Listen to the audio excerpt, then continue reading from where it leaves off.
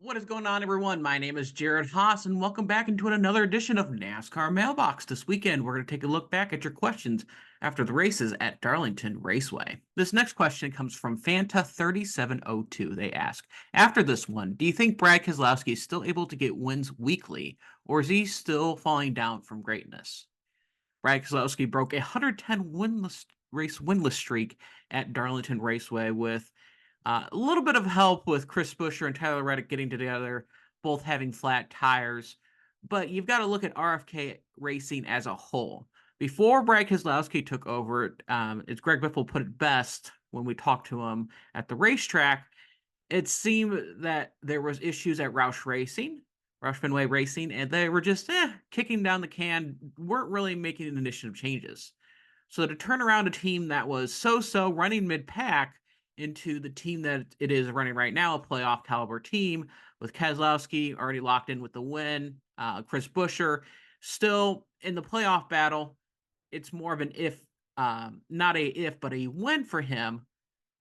It's starting to look up for Brad Keselowski that I don't think this is going to be a one-time fluke. I think he's going to reel off a few more wins before he retires. It looked like this way because this is the third year of RFK Racing. You had to build a lot of pieces into place in order for this team to be successful.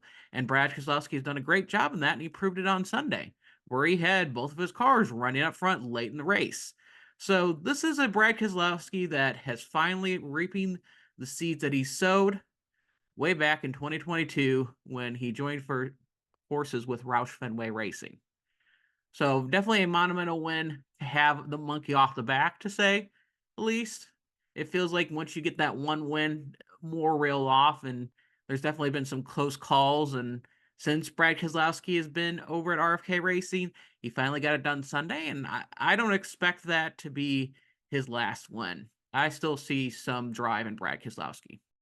This next question comes from Cowboy PDen 8618. They ask, was Tyler sliding up the track?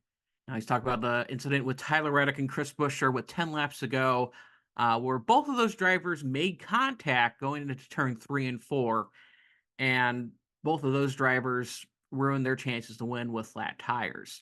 Now looking at the footage, you see Reddick had a good run going into turn 3, was about a door length clear of Chris Buescher.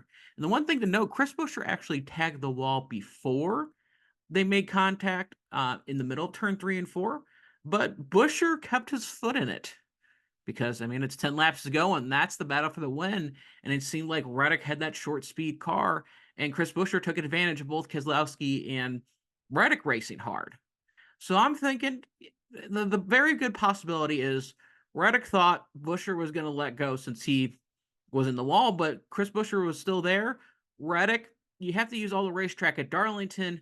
They made contact and ruined each other's day. It was a very much of a racing deal. Understandably so, I get why Chris Buescher's frustration is there. Reddick has a win. I think it would have been a little bit different. It was like, hey, this is another driver trying to lock themselves into the playoffs. I would say like a Chase Briscoe type of thing. But they're still competing for wins. Tyler Reddick had a pretty fast car that weekend, and it seemed like he was going to be the driver to win the race. I mean, he led the most amount of laps in his career to that point, and the previous best was 99 laps at the Bristol Dirt Race, and that was a close bargain that he missed out with Chase Briscoe. But the biggest thing is just this more or less of a racing deal, and emotion's going to roll over with that because, when it's Coca-Cola 600 time coming up after the All-Star race, that's when a lot of points are awarded. And that's when you can tell who's going to really sink or swim. And Buescher's right on that edge. And if you get a few outside winners, you have road courses coming up, you have Daytona as well, there is going to be concern and valid frustration for Chris Buescher. But it's just Darlington racing deal. Tyler Reddick trying to use up all the racetrack, and it didn't realize that Chris Buescher was still on the outside, even though he hit the wall. So I chalked it up on a racing deal.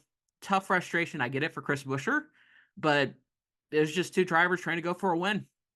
Thank you very much for watching. As always, like and subscribe. That really helps our channel out. And until next time, as always, make sure to have a great race weekend. Steven Stump of FrontStretch.com here. Come back for more great racing videos, and if you like us, don't forget to hit that subscribe button.